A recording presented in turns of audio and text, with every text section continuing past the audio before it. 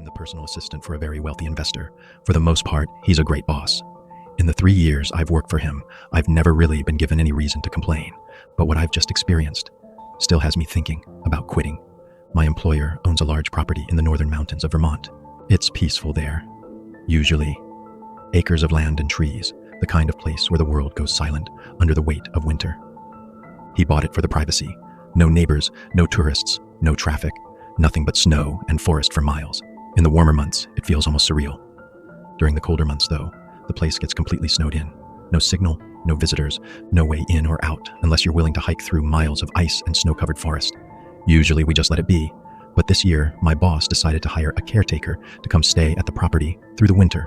Someone who could keep the pipes from freezing, monitor the generator, and make sure the house didn't fall apart in the time no one would be there. I ended up getting Dominic, an old friend from college, to agree to do it. Yesterday, though, Dominic missed his weekly check-in. Because the property has no cell service, we relied on an old shortwave radio system to stay in touch. The mansion had its own base unit wired into the generator room, and I carried a matching receiver in my truck. The trick was that the radios could only make contact when I drove into the nearest town, about 25 miles out. Anywhere else, and the mountains killed the transmission instantly.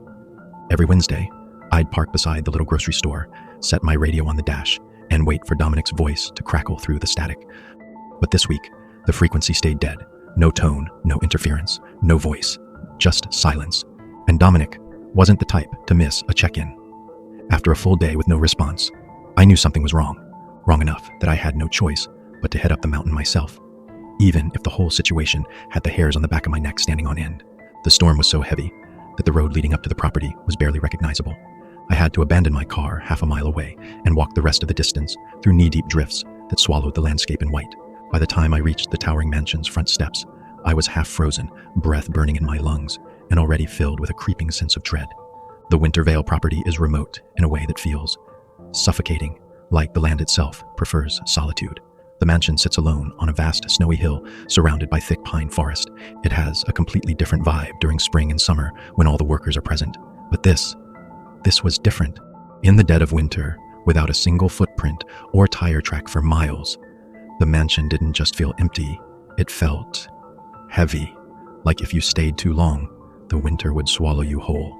Inside the house, the air was sharp with cold. A thin layer of frost clung to the windows, and the wooden floorboards creaked under my boots, like they hadn't felt movement in days. "Dom," I called, my voice echoing through the entry hall. But the only answer was the wind pushing against the walls. Nothing was disturbed, nothing broken, just an isolating stillness that felt uneasy.